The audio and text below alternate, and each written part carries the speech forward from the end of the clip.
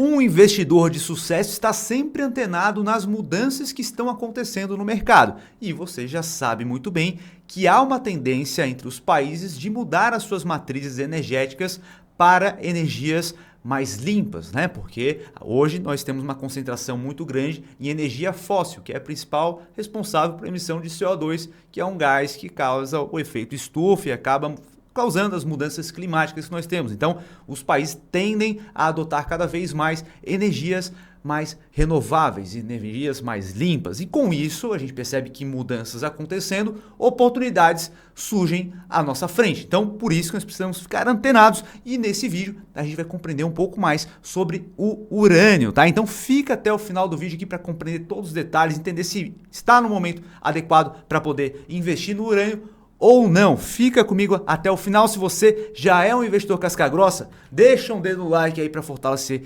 cada vez mais. E caso ainda não seja, é só apertar no botãozinho vermelho aqui de se inscrever.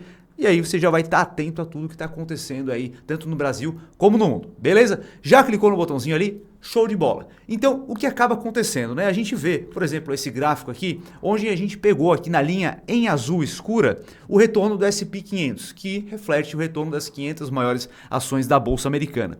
Isso aqui a gente trazendo de janeiro desse ano de 2023 até setembro, até o presente momento enquanto eu gravo esse vídeo. Então, o S&P 500 ele trouxe um retorno de 16%, uma performance muito boa, muito interessante. Porém, a gente percebe aqui que ETFs e empresas do setor de urânio estão performando acima do S&P 500, tá? Então a gente fica atento a esse movimento aqui para compreender um pouco mais como funciona. Será que é o momento de investir ou não? Então a gente percebe que a CCJ, que é a maior empresa de mineração de urânio que a gente tem hoje, com uma alta do começo do ano até agora de 70%.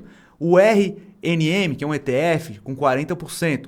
O EC também. URA também com 31%, tá? Então, todas performando acima do S&P 500. E algo que você já precisa prestar atenção aqui, que é um mercado altamente volátil aqui, tá? Então, a gente teve esse momento de alta aqui, a gente precisa entender se é algo passageiro, se é algo que veio para ficar e vai subir mais ainda, porque o urânio é uma commodity. Essa commodity, ela atende a expectativa do mercado de oferta e demanda, tá? Então, a gente percebe aqui que é extremamente volátil. Enquanto aqui, desde o começo do ano, a gente teve o S&P 500 aqui com uma variação pequena, né? Se a gente pega, beleza, lá do começo do ano a gente teve essa variação aqui. Porém, entre os topos aqui e fundos que foram formados, é uma variação pequena. Agora, se a gente pega aqui, por exemplo, o EC, ele foi lá desse ponto aqui de fevereiro até maio, teve uma queda de 42%. Depois daquele período, subiu mais 110%.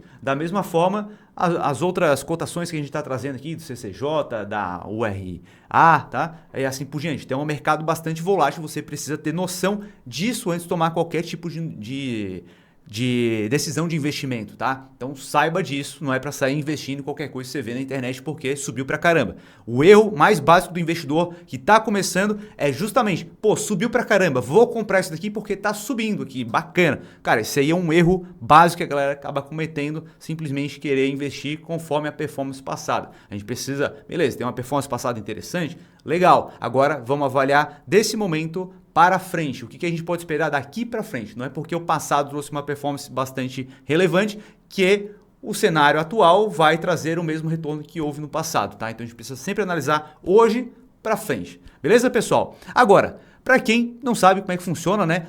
O que é o urânio, né? Para que serve o urânio? Então, vamos dar uma olhadinha aqui, ó, nesse site aqui, Brasil Escola. Então, o Brasil Escola ele traz aqui como é que funciona uma usina nuclear, tá? Então, aqui no Brasil a gente não tem muitas, né?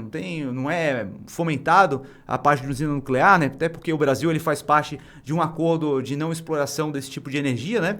Porém, aqui a gente consegue perceber como é que funciona. Então, na verdade, a gente utiliza o urânio como matéria-prima para poder enriquecê-lo ali, né? E a gente acaba aquecendo esse urânio dentro do reator nuclear, né? Então, eu não sou especialista em química, quem for especialista aí pode comentar aí explicando como é que funciona bem no detalhe esse processo, tá? Mas basicamente é utilizado a água junto aqui, é utilizado o urânio. Quando há a quebra do núcleo do urânio ali, é dispersado calor. Então esse calor acaba aquecendo a água, gerando vapor e esse vapor acaba gerando energia mecânica na turbina, que acaba gerando energia. Então é assim que acaba funcionando a energia nuclear, que acaba sendo uma energia bastante limpa, e é por isso que ela tem sido cotada para ser uma energia aí que vai ser uma das principais aí, junto com a eólica, com as hidrelétricas, com outras fontes de energia, como a solar também, certo? Então, continuando aqui, agora a gente vai para as vantagens da energia nuclear. Então, a gente tem aqui uma grande vantagem que é em relação à densidade energética, que é absurda. Então, por exemplo, se a gente pega aqui esse diagrama, que ele está em inglês, tá ali, da Visual Capitalist, tá? E ele mostra pra gente aqui que um palmo aqui, né, um palmo não, na verdade, uma polegada de urânio é o equivalente a 120 galões de petróleo, a 17 mil pés cúbicos, seria isso, de gás natural, e 1 tonelada de carvão. É absurdo, somente 1 polegada de urânio, tá? Então, 10 polegadas de urânio aqui seriam já suficientes para gerar energia para uma casa, tá? Por ano.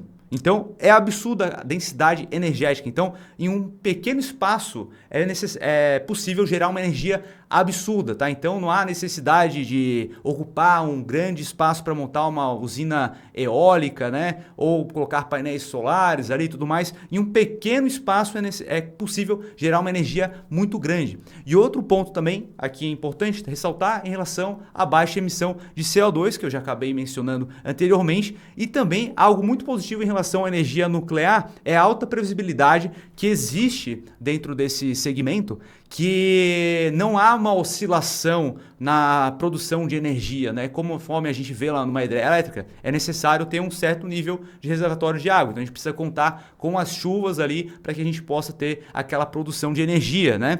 Na parte eólica, a gente precisa contar com o clima ali, com os ventos e tudo mais para poder gerar a energia. Na parte de energia nuclear, a gente já tem uma alta previsibilidade em relação a isso. E é claro que nós também temos desvantagens aqui, né? Então, nós temos os resíduos nucleares que necessitam de tratamento durante um período prolongadíssimo de tempo, tá? Então, acaba sendo algo caro a ser feito, então é necessário com que os projetos tenham uma maturação bastante interessante e responsável. Outro ponto também aqui em relação a riscos de acidente, conforme a gente viu lá em Chernobyl, né?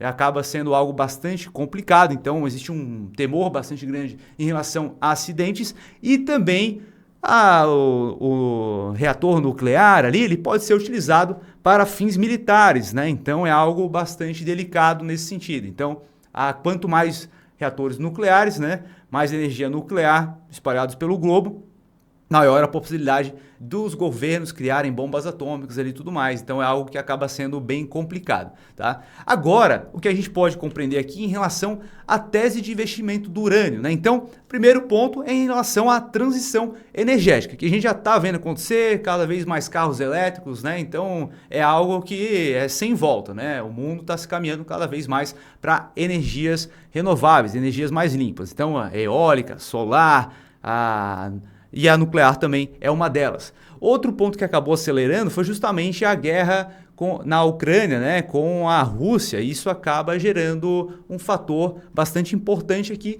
que a Europa acabou percebendo a sua dependência em relação ao gás natural da Rússia e acaba buscando outras fontes ali para poder manter a energia do país, né? Então a gente viu ali logo após ali que no inverno tiveram que economizar bastante energia, que estava faltando energia na Europa ali, geraram diversos protestos lá em relação a isso. Então já é algo que os países já começam a cogitar novamente a reativar os seus reatores nucleares, né? Então a China também é um motor bastante forte em relação a isso, né? A China já falou o seguinte, que eles querem ter 150 novos reatores até 2035, tá? Então a gente vê aqui na matéria que a China deve construir um reator nuclear a cada 36 dias nos próximos 15 anos, tá? Então a gente percebe que a China é sempre um motor bastante importante para a economia de forma generalizada. A gente também percebe o Japão aí reativando os seus reatores. A gente tem a estimativa aqui da Bloomberg que o setor de ESG podem atingir 53 trilhões até 2025, tá? Então, ESG é uma sigla para inglês para meio ambiente, social e governança corporativa, tá? Então são empresas que se preocupam com o meio ambiente e tudo mais, com essa parte social. Então a parte nuclear acaba englobando essa fatia aqui de 53 trilhões. E hoje, se a gente pega o valor de mercado das principais empresas listadas na bolsa, a gente chega em um valor aí aproximado de 30 bilhões apenas de dólares, né? Então, se a gente compara 30 bilhões de dólares com 53 trilhões, essa parte de energia nuclear tem muito a crescer ainda, muito a crescer, tem um potencial enorme de ganho aqui, tá? Outro ponto também que nós temos é em relação à conjuntura atual de alta demanda do urânio, né? Então, quando a gente percebe que a demanda está aumentando e a oferta não acompanha, não há capacidade de produção a mesma quantidade da demanda, o que acaba acontecendo é a lei básica, né? Os preços começam a aumentar. Então, se a gente pega a cotação do urânio hoje, ela subiu bastante. É por isso que essas empresas começaram a lucrar mais. E é justamente necessário que haja um preço maior para que haja o estímulo para que as mineradoras reativem outros campos de mineração, porque é uma atividade custosa, né? Então, se não há um prêmio por isso, não há o incentivo lógico para que haja uma exploração maior em relação a isso, tá? Então, a gente tem um cenário bem interessante em relação à tese de urânio, tá? Agora, o que a gente precisa compreender é, vale a pena investir em urânio agora? E antes disso, cara, se está curtindo o vídeo até agora, deixa um dedo like aí, caso ainda não esteja inscrito, aperta no botãozinho aqui de se inscrever para ficar por dentro aqui do canal, tá? E também ativa a notificação, porque se não ativar a notificação, você está inscrito em quantos canais, cara? Tem mais de 500 canais assinados aí, então tem que ativar a notificação, senão não vai chegar o vídeo para você, tá? Então a gente precisa tomar um cuidado especial aqui em relação à tese de urânio, que no momento atual está bem aquecida, né? Então houve uma valorização bastante grande, a gente viu ali a principal empresa de urânio, a CCJ ali se valorizando 70% e nem fechou o ano ainda, então isso acaba fazendo com que a gente perceba que talvez tenha um otimismo muito grande nesse momento, tá? Então é necessário tomar cuidado. É interessante a tese, longo prazo crescendo, porém é uma tese bastante volátil, tá? O urânio é muito volátil, então é necessário que você tenha isso em mente. Agora, vale a pena investir? A gente está estudando aqui, tá? A gente está estudando a tese, aprofundando e verificando aonde que dá para a gente investir aqui para colher o melhor resultado. Se é o momento de investir agora ou esperar mais um pouco. É justamente isso que a gente faz lá na nossa casa de análise, tá? Se você der uma olhada aqui na nossa carteira internacional, a tese de urânio vai entrar aqui, tá? A gente tem uma performance bem interessante. A gente começou há 1 ano e meio, tá, com essa carteira aqui, e nós temos diversos ativos aqui com uma avaliação bastante grande, 17%, 36%, 21%, uma em queda, 17%, 20%, 76%, 229% de ganho, aqui uma queda de 1,25%, e a gente consegue ter essa performance aqui bastante atrativa justamente porque nós aguardamos o momento correto para poder entrar nas teses, né? Então, a gente não entra naquela euforia do pessoal, a gente aguarda o momento correto para poder fazer uma alocação ali de forma estratégica, tá? Então, caso você queira entrar na nossa carteira internacional, eu vou deixar o link aqui embaixo, tá? Você entrando lá, você vai receber todas as nossas recomendações conforme estão aqui na tela, com a parte ali de é hora de comprar, é hora de manter ou é hora de vender, com um relatório fundamentando todas as decisões, tá? Lembrando que eu sou analista CNPI, a gente tem uma casa de análise chamada Notorious Research, toda credenciada, certo? Então, se você quiser fazer parte da Notorious Research, entra aqui no link embaixo, você vai receber a carteira internacional. Se você gostou desse vídeo, já sabe, deixa o dedo no like, né? Se inscreva aqui no canal e compartilhe também com um amigo aí que precisa começar a entender um pouco mais sobre investimentos. Beleza, pessoal? Agora eu vou deixar um vídeo bem aqui que eu acredito que vai gostar e a gente se vê no próximo vídeo. Um abraço!